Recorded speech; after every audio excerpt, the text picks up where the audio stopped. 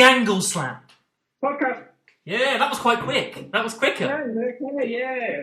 Trying to get with the time in here, you know. So yeah, we're back for when we didn't do any of the talking ones. It's been a bit of a stressful, difficult time lately, especially for me, and busy with the run up to Christmas, so we just didn't get time. So yeah, this is just reviewing TLC, and this is our last podcast of the year.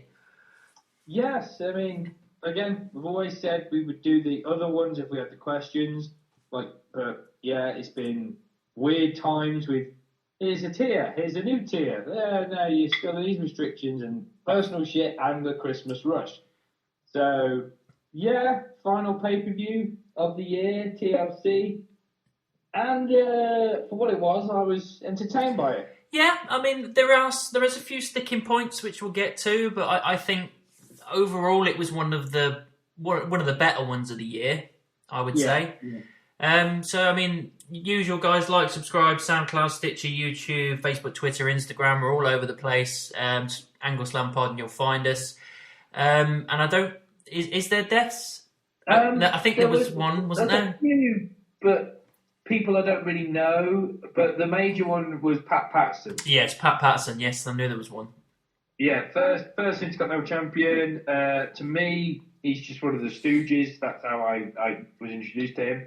But what I always forget, and I'm glad I always forget, he was the first openly gay wrestler. And I love the fact that I forget it because it means it didn't define him. Yeah, and I like that because it's like it shouldn't be an important thing or a sticking point. It should be just like, it shouldn't even be a topic. Like just as much as you and me being straight shouldn't be a topic. Yeah, exactly. He was just like, I'm gay, that's that. No one really referenced it because that's his personal thing, and it didn't affect his career or the way people looked at him or anything.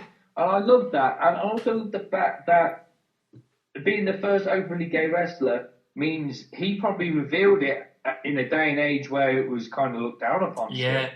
So he had the balls to do it. So, yeah, I respect that. And he was an old boy, so it wasn't, fortunately, it's nothing like COVID related or anything like that.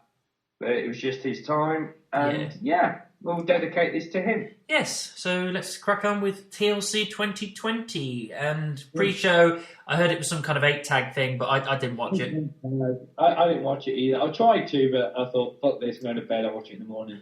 But yeah, it was something like Corbin, Zayn, and I don't know. All I know is that Big E got the pin over Zayn. Yeah, because I think they're building towards Zayn versus Big E, so yeah, fair enough. Yeah, I already know. They've revealed for Smackdown this Friday, it'll be Zayn Big E for the Intercontinental Championship, and the cage match for the Universal Championship, which we'll get to later on with the TLC title match. But first match was the WWE Championship. Yeah, I was surprised that this was first, to be honest. Yeah, I didn't know how to feel about it. I straight away kind of went, okay, once again, the WWE Championship's being shafted here. Yeah. Of not being looked on as a higher regard as the Universal. Because I just thought, if Roman Reigns had the WWE title, that would be the last match. So they're kind of diminishing the belt as well as diminishing Drew a little bit. But on the other side, it's like, where else would you put it on the card? Yeah, it's true. It was a weird card. I did think at one point maybe you could have had the Women's Championship first, but then I understood it. I thought, okay, you're going to have a TLC match first, have a break, and then the TLC, because you don't want too many TLC matches. That's true, because you'd be too. Yeah, you do need a break. I mean, as for the match itself, it was good, but it was slow to start with. Like everything happened in the last 5 or 6 minutes. I get that the main part of the slow build was AJ working over Drew's leg and all that kind of stuff. So obviously it makes it more legitimate for AJ to get more offense in, and obviously it makes you believe, or maybe AJ will do it, kind of thing. So I get that. I felt like it went on a little bit too long because I was getting to a point where I was sitting there going, "Come on, guys, pick it up now, pick it up," and then it just picked up AJ and Drew were doing quite well and everything back and forth. And then the shock thing with Miz, I was just that was so far from my mind. I thought he'd get involved. I thought him and what's his face would get involved. Oh, no. Yeah, I thought they'd get involved, but I didn't think that he'd cash in. I thought they'd just cost him the match maybe, or tried to cost him the match. But the fact that Miz actually cashed in and lost as well was quite surprising. But the rest of the match was fine. The Omos guy getting involved and putting Miz through a table. There was plenty of spots in the last few minutes. And then Drew kind of valiantly dragging himself up on one leg to get his title at the end. And he ends 2020 on a high note, which I think is good, because even though it's been the pandemic era, he's been the guy at the top of the pile for the majority of the year. So I like the fact that he's retained. Yeah, I never really saw it as a slow start, to be honest. I just thought of like this is how the match is going. This is how not how most, but how TLC matches should go. Of like, okay, of course they're going to try and weaken each other physically first with just fists and kicks. Then they'll get to the toys with tables and chairs and stuff. Because for, I think the most part, for the first 5-10 minutes, Drew dominated AJ. Absolutely destroyed him. And then, like I say, AJ came back with the leg. And yeah, there was spots here and there. To be honest, now thinking back at it, I can't remember many specific spots. No, it was kind of your standard kind of spots, the stuff you kind of expect. Yeah. There was nothing inventive or new or anything like that. It was just, it was all good. It was TLC, but it's not enough. No, it's just there just wasn't anything fresh. That's all. Yeah, it was just like, okay, this is your bog standard TLC match, but I'm enjoying that it's this bog standard TLC match because this is what I come to expect and enjoy. So yeah, things started like getting wild where they're going through tables and stuff. Like say, Miz turned up, which I will admit I was like, oh okay. Part of me was thinking I shouldn't be surprised really because I kind of interwoven him into this storyline. Yeah, of like, this thing I wasn't surprised that he was there. I was just surprised he cashed in. Yeah, but because I did think at some points like, why is AJ's bodyguard just not doing anything? I know it's meant to be a match between AJ and Drew, but they're heels. It's a no DQ format. He can get involved at any point. So when Miz starts doing the cocky climb, and you just see this big guy into the ring, like, oh, okay. And so as soon as he's put through the table, I thought, well, shit, Miz ain't winning it. But the chair shot Morrison gave. Yeah, and he didn't even react. He didn't even budge. Yeah. And I was just like, this guy gets it. And then he just slowly and methodically chased him up the ramp. He was just he barely got any speed. He just very slowly and henchily, just like intimidatingly so, walking up the ramp and scaring off Morrison. Yeah, well, I know Morrison did the swing, and obviously the chair was more than likely doctored to disintegrate like that. But he put himself over by literally not budging an inch to the point where it made it question, like, did he even feel it? Yeah, it was a good visual. He's already beginning to get himself over. I was like, this guy's going to be a beast when he gets in the ring, and just like, who's going to take him down if a chair shot can't even do it? So Brock Lesnar or Goldberg is going to be one of them, isn't it? Yeah, but yeah, the fact that happened when obviously it took Morrison and this Osmo guy out of the picture, and then all of them took a while to like get their bearings to the point I was thinking, Miz could still actually do this. Yeah, because there's quite a few times that they were going back and forth on the ladders. Like one person was going up and the next person was going up and back and forth a few times. It's like, it generally is anybody's game at this point. When Drew and AJ were fighting at the top of the ladder and Miz set up the other one, I thought if he just climbs to the top and boots the ladder over, that's it. He's won the title. And I wasn't against it. Because as I was beginning to almost feel that excitement of this is anyone's game here, this is awesome, I thought it'd be great to see a new champion, but I still wouldn't be exactly against Drew holding the belt because, and like we said, he won the match, he's still WWE champion, and I'm okay with that because he's kind of the perfect figurehead in the pandemic era to lead the pack. Yeah. so to speak. He's that, not glimmer of hope, so to speak, because he's not going to like lead us to a cure or anything He's like a constant. But yeah, he's there like, okay, I'll be the knight in shining armour that you need in this difficult time right now. And it's working, so why wouldn't you? Why would you take that away? Yeah. Because what's weird about it, I know he had the brief stint where he dropped the belt to Randy Orton for a couple of weeks.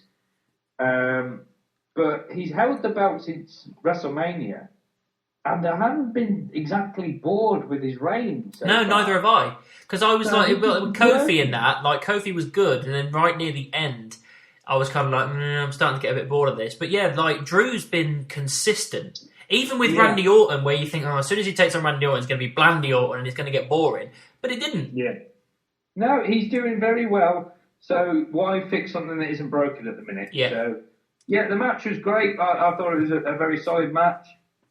Drew's still champ.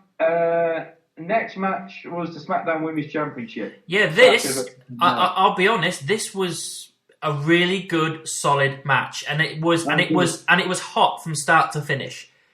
There was no real break. And it also, I think what it did, it was good to kind of show Sasha retaining, which is good because I think they need to build that and have her retain for a while. And it also did wonders for Carmella. At the end of this, I went, she has got much, much better. She really, really did well.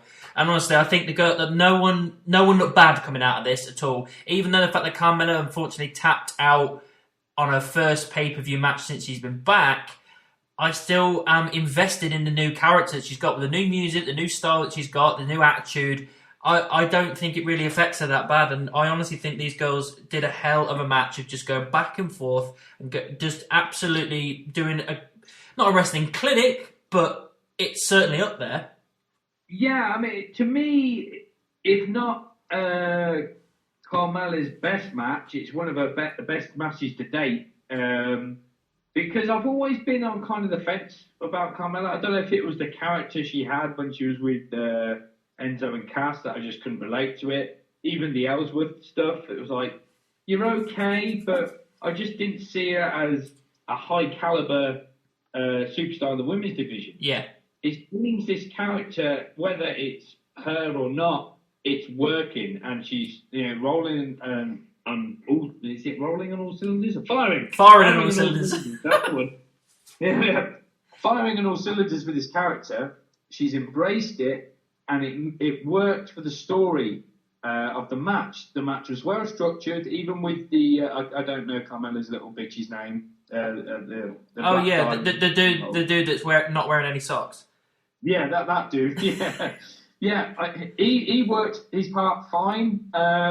It just literally did feel like not a fight, but this is a full on battle is personal, but at the end of the day, you did feel this is all about the championship right now. Yeah, it felt like a championship match. It didn't feel like a random SmackDown match. It felt like a title match. So Sasha was there to prove a point. Carmella was there to prove a point of like, I'm back. So it was kind of like this battle of wills over this women's championship. Great storytelling. Yeah.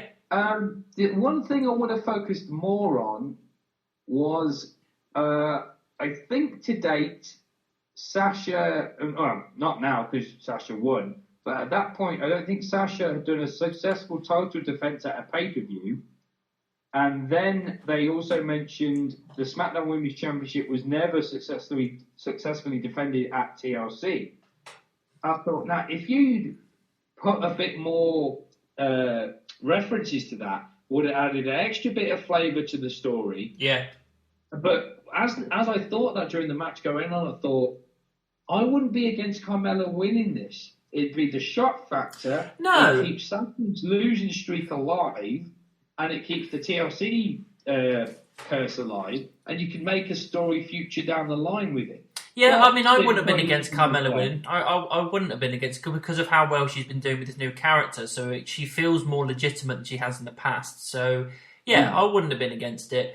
The only thing I would have said about them pushing home about this defense stuff with TLC and all that kind of stuff, the only thing I would have thought was, well, if they're pushing that constantly and ramming it down your throat, like they tend to do when they've picked a story and Cole constantly rams it down your throat, it's just going to get you going, well, Sasha's going to retain then. And I felt like maybe the buzz might have been taken out. Because, unfortunately, if they'd have mentioned it once or something like that, then that would be fine. But you know what WWE are like. Once they pick something, they hammer it down your throat to make you aware of it. So when they do that, you know, well, I know the outcome then.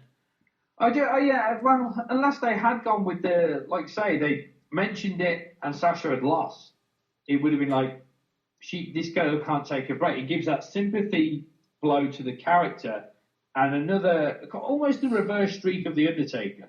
Undertaker's obviously he always wins at WrestleMania. This could be, yes, Sasha can win the belt, but when it gets to the big matches when she is champ, she can't do it to the point that if she ever won it back and it got to like WrestleMania, you could build the story of that of like, is Sasha finally going to have her first defense at Mania, or is she going to choke again?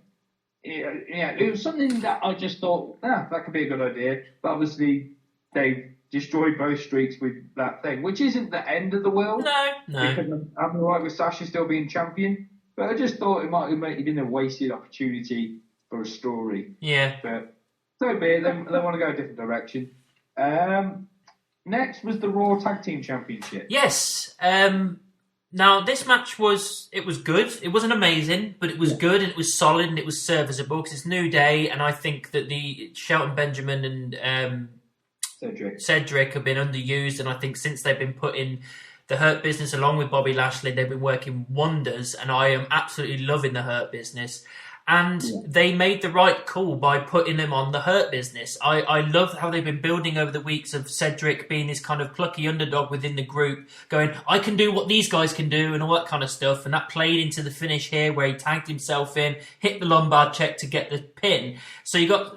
I just love how this match kind of played itself. It was a good story match of will they do it kind of thing. And it was definitely the right call. I think putting all the gold in this stable makes them more legitimate. And it's something that every single person in that stable deserves. And I'm looking forward to going forward, seeing what they're going to do with this stable. I think no one looks bad coming out of this, even the New Day losing. Because at the end of the day, it's the New Day. They've won those titles a million times. It doesn't matter if they lose to someone that deserves it. They've put these guys over, and they've done the honours for them so that it can move forward with this faction as a decent story.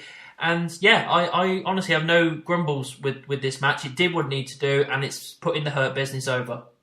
Yeah, pretty much exactly the same opinion. So it wasn't exactly a match of the year candidate or like jaw dropping, but I have not one negative to say about the match. I just thought after the match, it just proved, all four men just proved we are amazing athletes in this ring. We can get the job done. We can tell a story. We can, get over our characters. We can put on a wrestling match, and a worthy wrestling match, worthy of championship defense. What I also loved was MVP did everything right. He felt like an important cog in their system. He's constantly, he's constantly directing traffic. And like every single time that one of the New Day's down, he's straight on one of his guys going, get him, do this, do that. And it's a good way to basically show that he's kind of that managerial kind of position where if he's pushing him that way, this is the reason the stable's so good, is because MVP can direct traffic in the way that he does. But it's also been very different because they've, I don't know if you noticed it, they've cleverly started planting seeds for potential future storyline. So at the start, Cedric was getting his ass whipped, like just from the get-go.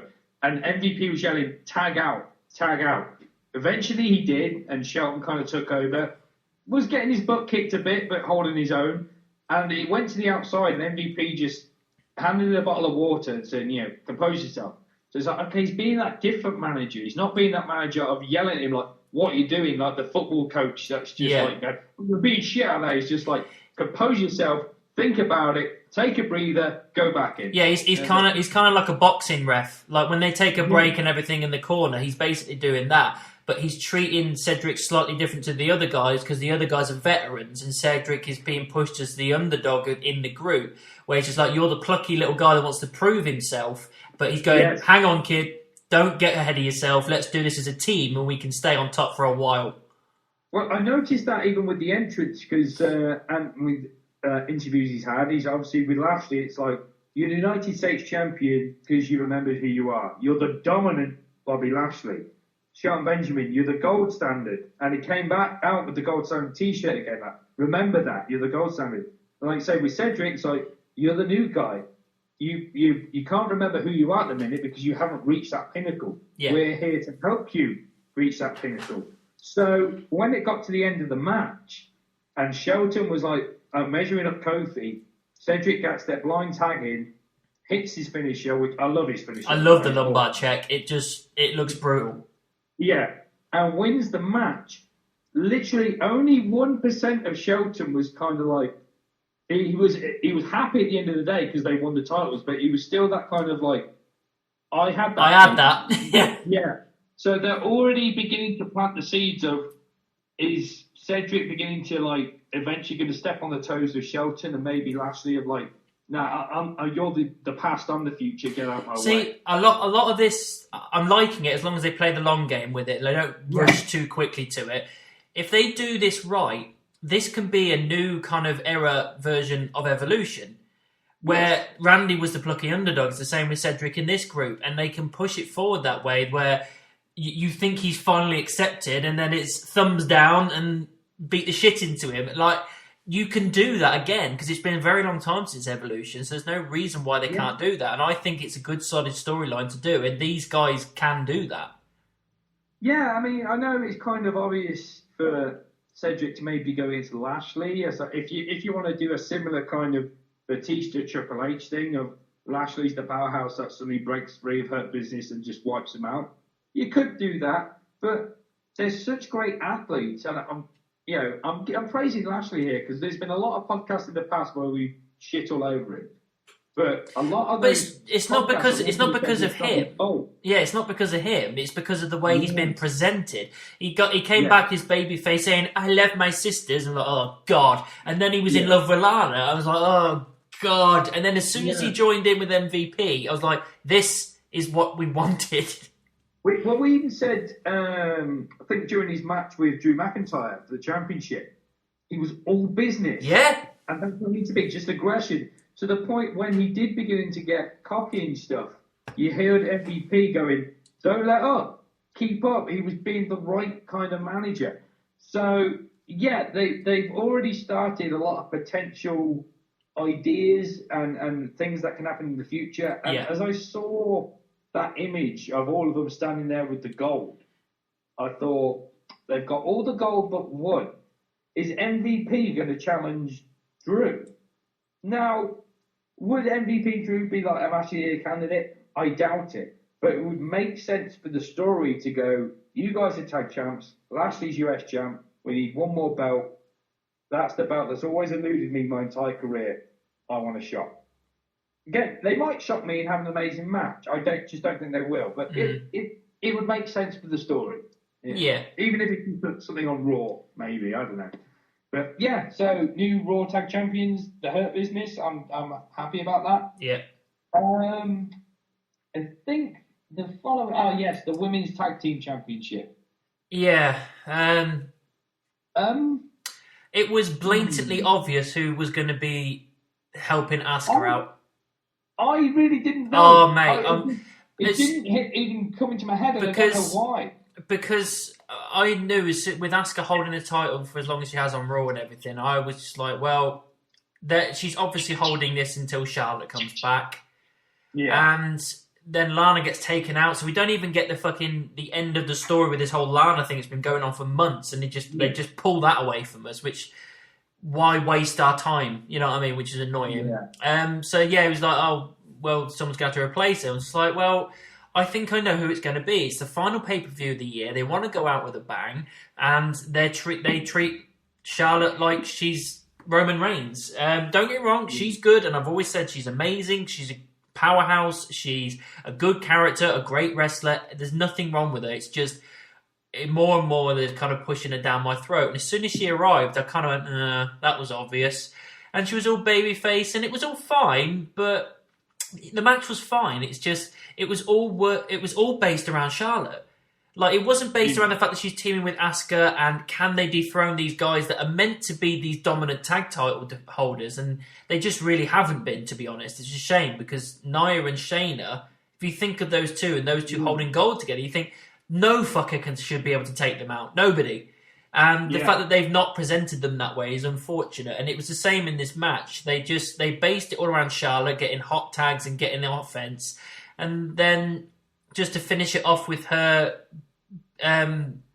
beating... Oh, the natural selection. Yeah, beating her with a natural selection. So Shane is eating another pin. So I'm surprised that they won the titles, but I think it's a means to an end. I think it's a case they're going to hold them, they're going to bicker and argue and break up. Charlotte's going to turn heel and she's going to go for the Raw title. I mean, I think it's a foregone conclusion.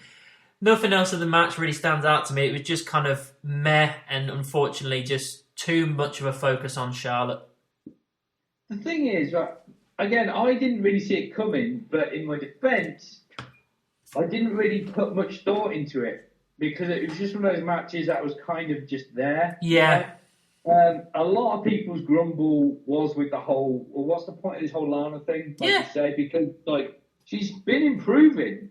And I did think at one point, maybe the story can be Asuka's going in almost like in a handicap match, and Lana could hobble out and then do something with that or whatever. Because Lana even pinned Nia, so just like they've even planted the seed that she can pin her. Yeah, that whole thing on Raw was weird. As soon as I heard Lana was out, I was just like, what's going on? Is this still them trying to give a fuck you to Miro or Rusev or whatever he's called now? But yeah, so I will admit, when Charlotte turned up, I was like, okay, like you say, interesting because she's not a bad athlete whatsoever. And she's star power. Yeah, so it automatically became, okay, there's now 4 badass women in this match. This could be good. And yes, it probably was the weakest match on the card that night, but it still wasn't a bad match. I thought the match was good. It wasn't terrible. I mean, it wasn't like I was going on, God, this is awful, because it wasn't. But I just, like I say, it was too much of a focus on Charlotte, and it was all based around her. And I just... that's kind of what the whole thing was about. I mean, when I watched the Broken Skull sessions with Drew earlier today, and he admits at Mania 35, when he won against Roman, the whole thing was about Roman's return, and he understood that. That's the whole point of that match. And that's what this match kind of was about. But I agree with your point of view, because surely this should be about the Women's Tag Championships more than anything else. Yeah.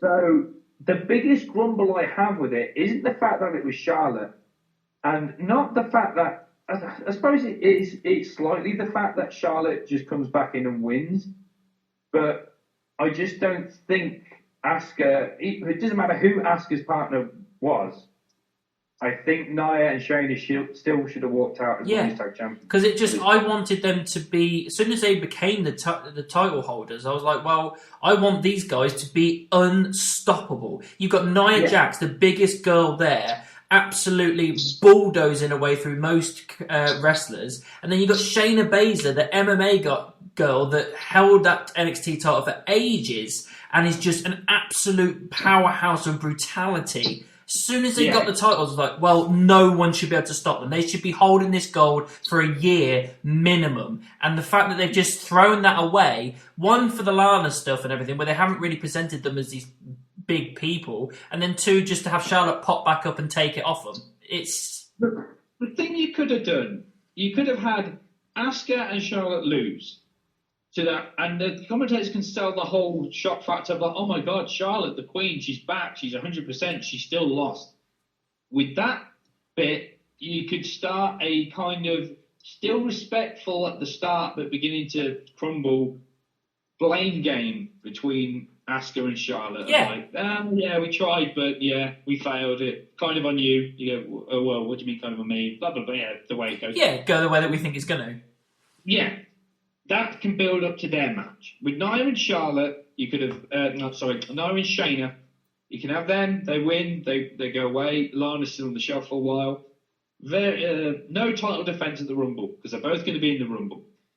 Have the Elimination Chamber, the women are in there, including Lana, and out of maybe not Lana defeating them, but due to some Lana tactics, Nia and Shayna get eliminated from the Chamber.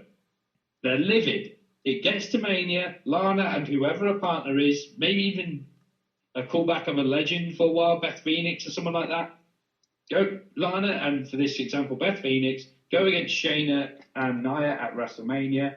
And that's when you get the feel-good moment of maybe not by strength or being bigger or badder than Nia and Shayna, but by perseverance and intelligence and agility. Lana gets the upper hand at WrestleMania, gets a WrestleMania moment, beats them for the Women's Tag Team Championship. That would have been a better story told instead of just, oh, Charlotte's back, Lana's on the shelf.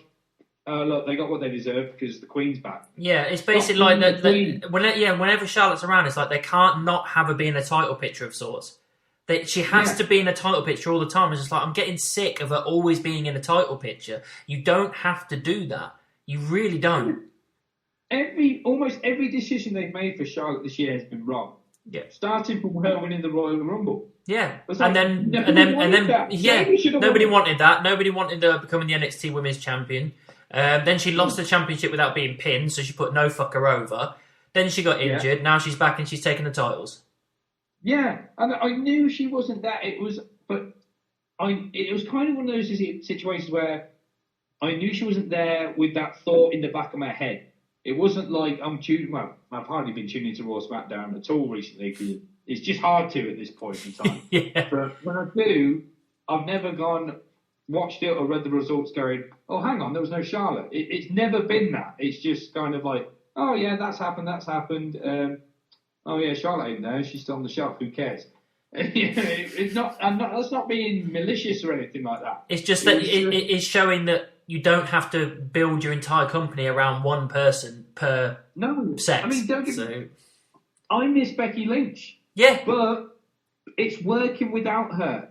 Like Punk said years ago, you just spoke on the wheel. The wheel's going to keep turning. Even when Reigns was gone, the wheel kept turning absolutely fine. And luckily, when he's come back, even though he has been pushed to the top of the card, they've done it in the correct way. So it can be done. Yeah, it's very rare, very, very rare that a spoke will come off the wheel and the wheel will fall.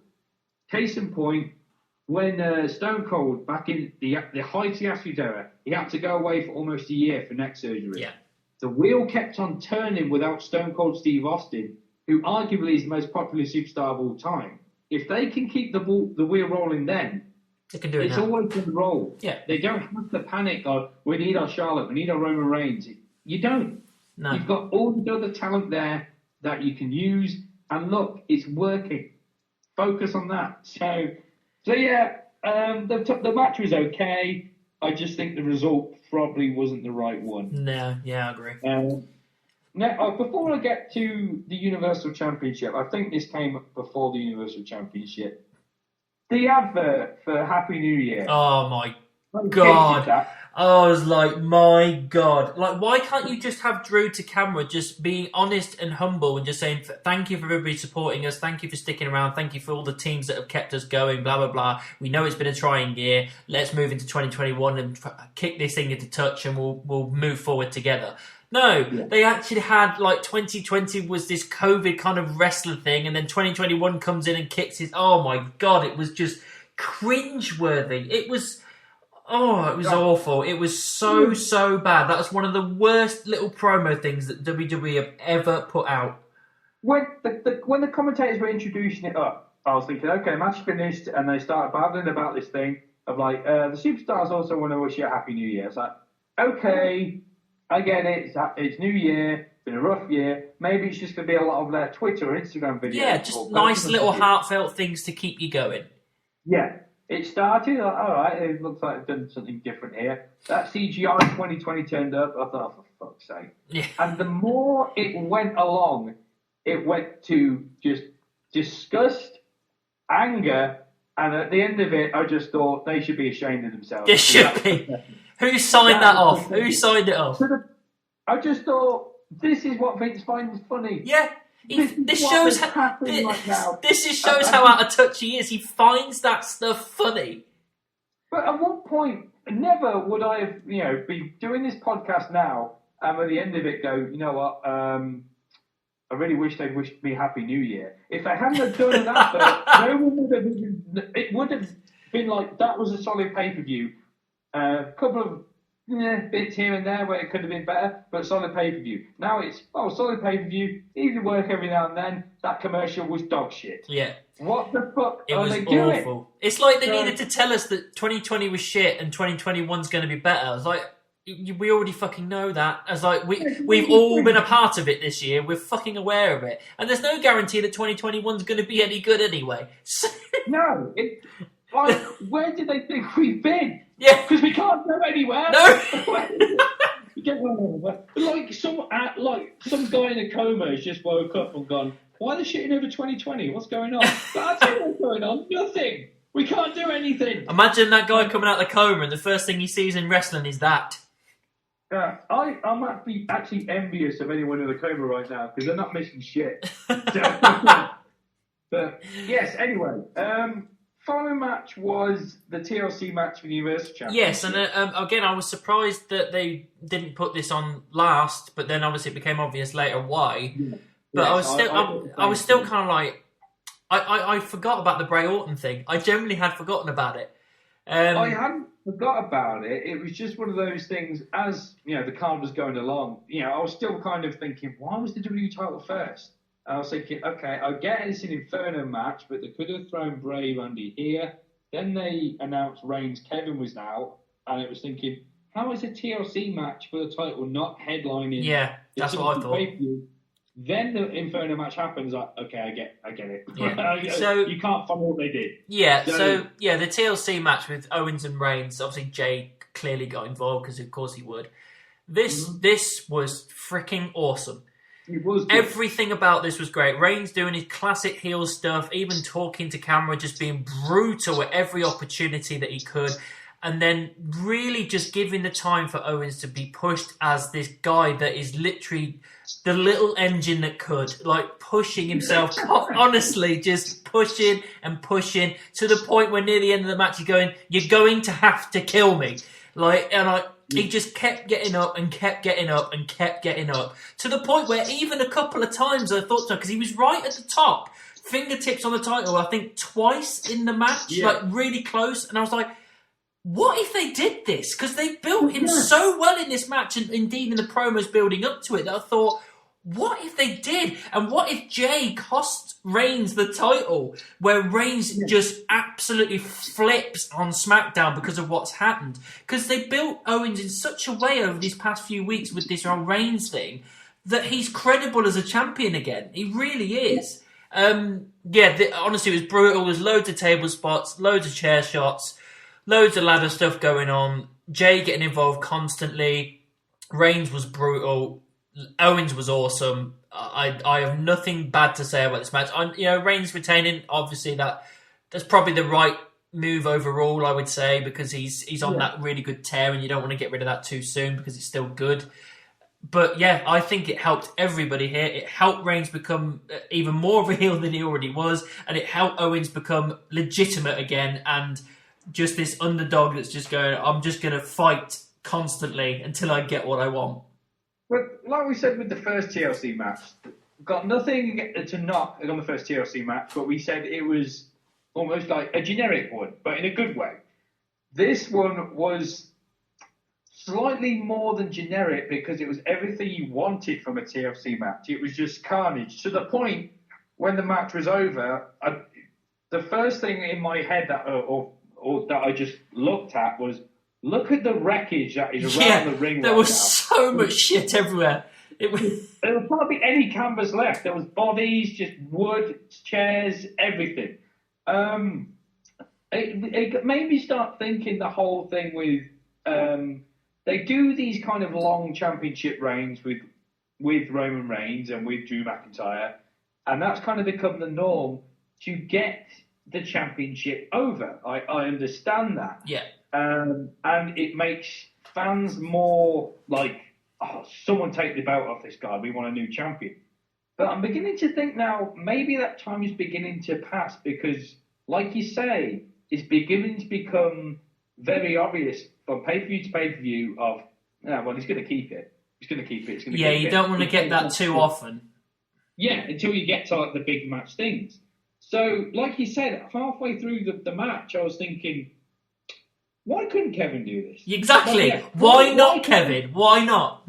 Yeah, why can't they throw us a curveball and just go, you weren't expecting that? 'Cause again, in the Drew Broken School Sessions thing, he speaks about Mania 26, and he was in the Money in the Bank ladder match.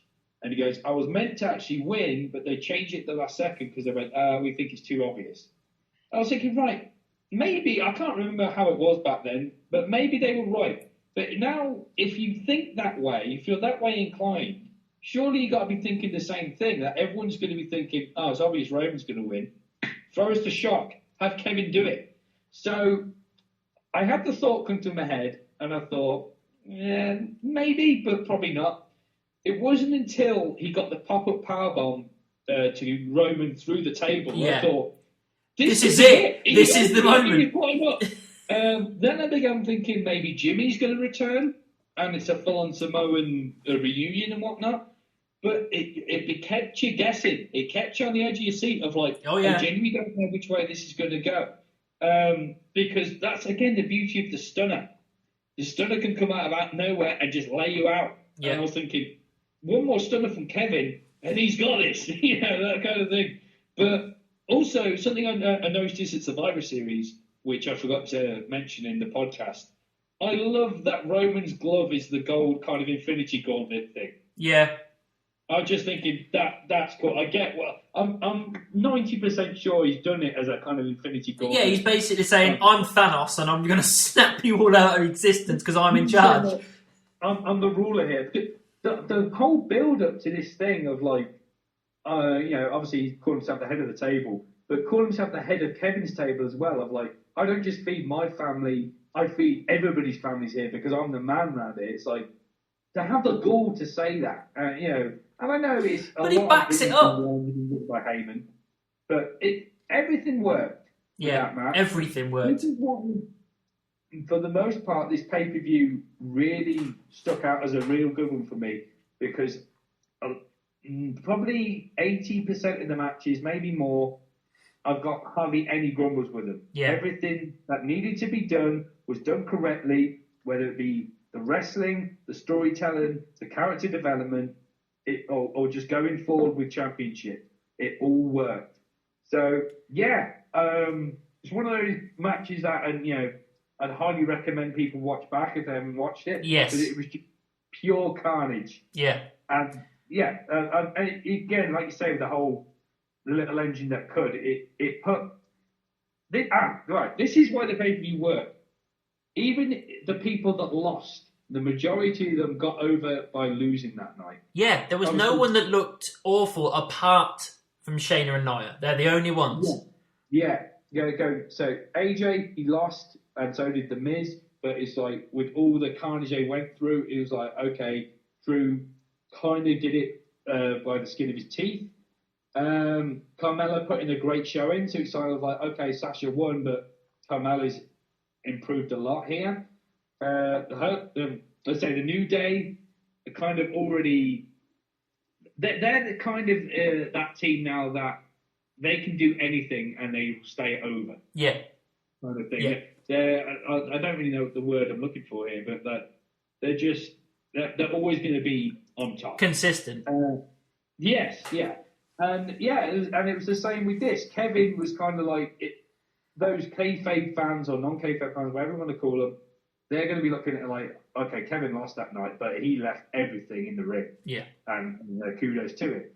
So, no one really suffered by losses that night for their character, for their story or whatever. So, great match.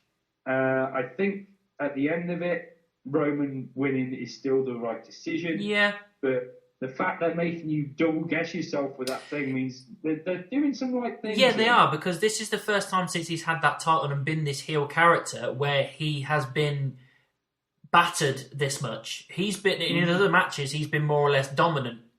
You know what I mean? For at least 70 to 80% of the match. But with this, Owens took him to town as well. So that, again, it's good for Owens, and it's also showing there's a slight chink in Roman's armour where if you put enough pressure on him, if you batter him enough, you could upset it. Yeah, I think as well, what helps is when you look at Roman's opponents since the title victory at Payback, you know, his first two pay-per-views were against Jey Uso. Fantastic matches, but there was still that kind of like, there's still no way Jey's winning the championship. And then at Survivor Series, it was like, okay, Drew's a great person to go against, but number one, there's no championship on the line here. And number two, it logically doesn't make sense for Drew to go over Roman right now. It makes more sense for Roman to go over Drew. So Kevin was your first legitimate contender of like, Kevin could kick Roman's ass here. And they told the story well enough to make you believe it, even if just for a little while. So yes, great storytelling, great match. 100%. Awesome. So main event, the Firefly Funhouse. No, Firefly Inferno. Firefly Inferno match. Sorry, getting ahead of myself there. Yeah, this didn't go down the way I thought it would go at all. This unfortunately for me, I know why people are split with this. It didn't work for me. Not really. It's a bit of, unfortunately, considering how consistent the rest of the pay-per-view was, this was a bit of a letdown for the end, really. It wasn't... They should have switched this out with the Universal title and had finished it like that. I mean, it's fine having the fire round and everything, and I don't know. There was nothing that really stood out amazingly to me, other than him trying to set Randy alight with like straps and other bits and bobs and stuff and axe handles and things, and then he suddenly just gets set alight. So that means that the Fiend lost, which I don't really agree with at all, because I know it's not as bad as being beaten by Goldberg in the middle of the ring. It's nowhere near as bad as that. But it's still a little chink in his armour that you're giving it away too soon, especially for someone like Randy Orton that lost constantly to Drew for like 3 pay-per-views in a row and lost to Keith Lee as well.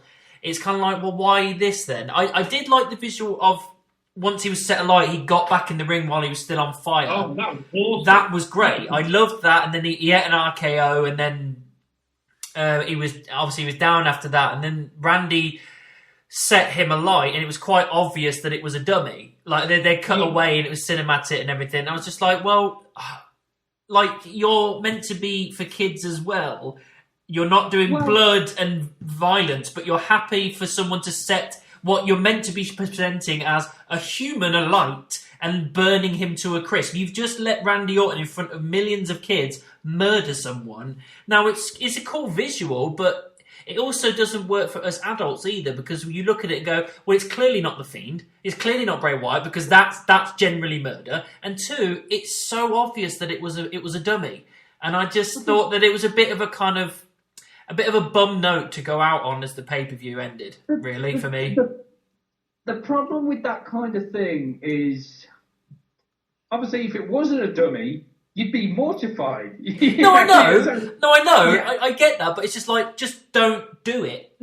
Yeah, but at the same time, it's a difficult thing to kind of look at from our point of view, because they don't do it for the fans that know the ins and outs. They do it for the people that they want you to look at it like it's a genuinely real thing. It's the same with the Undertaker stuff. The Undertaker never really summoned lightning, but you bought into it. So at the same, I get this why people are split with this, because I'll admit a part of me is still slightly split with it as well. So the match starts the way it does. As soon as Orton came out with that gear on, I thought, well, he's losing. Yeah, because he's usually in the trunks and all that. Yeah. So they swerved me, and I liked that. So, the match starts the way it does. Obviously, every blow Orton does to Bray, he's just laughing it off. I'll admit that even when he summoned the fire around the Thunderdome, I did think a little bit, a little bit taky, a little bit cheesy. I don't really know. Yeah, every time they hit like a heavy move or something like that, the fire went off, and it was just like. Yeah, I did think unless when it was around the ring, I understood it. You don't have to do that now. That kind of thing. But yeah, then the straps and the axe handle things were okay, but I could see obviously where the kerosene had been put before they even lit it. So it was like, wow. The rocking chair thing was okay. Yeah, I mean, him diving out of the way at the last minute, that was a cool visual. Well, the thing is, a minute before I saw the rocking chair in the background, so I was like, fuck, well, there's that spoiled. So, yeah, the match was okay. So when the mandible claw happened, I thought, okay, this is where Orton's going to lose. Then he spun it round. I thought, okay, maybe the match will continue a bit. Usually in the regular Inferno matches, it would be a small part of a body part that would be set on fire, like an arm or a leg or something like that. When Bray stood there engulfed in flames, I admit, it took me back. I'm like, holy shit, they're going for this. Then for him to stay in character and want to keep fighting, I thought, holy fuck, okay. It was a cool visual. I mean, it was. I think what it was, I think it had certain parts on his jacket and his legs that specifically set alight. Because you could see it down the back of his arms and the back of his legs. It was like in a specific spot. So it was timed and worked in such a way. So it wasn't like he was randomly just set alight. It was done specifically. But yeah, I get it. It was a cool visual seeing him still this maniacal, crazy character. Like, I don't care if I'm on fire. I'm going to go for you. Well, I think it might have still been Bray, but number one, I think he kept the jacket on through the match because it wouldn't surprise me if he had fireproof clothing on underneath. Yes. And number two, with the way they've obviously edited the match, because they can, I mean, they're taking advantage of this whole no fans thing. Maybe it wasn't the Bray that slid into the ring got RKO'd. It could have been a stuntman that's professionally, trained to be set on fire like a Hollywood stuntman or whatever. So no, I don't think it was, because if you look, you can see all of Bray's tattoos. I think it was Bray. All going to put on the model as well. Yeah, true. So, but this is it. When the RKO happened, I was kind of still waiting for the bell. I thought they might go, right, ding, ding, ding, Randy's your winner. And it took me a while to think, right, Orton was kicking Bray to see if he moves. I was thinking, Bray's just going to pop up in a minute. Then it began to kind of think of like, right, I think I see where they're going to go with this. It's a dummy. I think I noticed some kind of weird, I don't know how to say it. Is it perplexion or something like that? Just something weird with his skin on his arm or something. You could just tell that it wasn't a human. Yeah, and then it began. As soon as I began to kind of look at it, that's when I was like, "Well, is he breathing?" And I didn't see his stomach going up and down. So I was like, "It's a dummy." Okay, I'll get it. So I knew where they were going with it. So while he was getting ready with the kerosene can and the matches, and the commentators losing their shit, which fair enough. If they're going to sell it, they would be selling it like that. I just thought, I really don't know if this is the right move here. And that's where I'm split. I still don't know. But that visual alone of his mask melting off and a body burning was just haunting. Now, do you know what's happening on Raw? No, I know that Alexa comes back, so that's all I know. I don't know any more than that. It just depends on how they handle it, because technically Randy's got to explain to himself how he's potentially murdered someone. Right. Orton's... I didn't see all the promo, but Orton, cuts promo on Raw about the Fiend.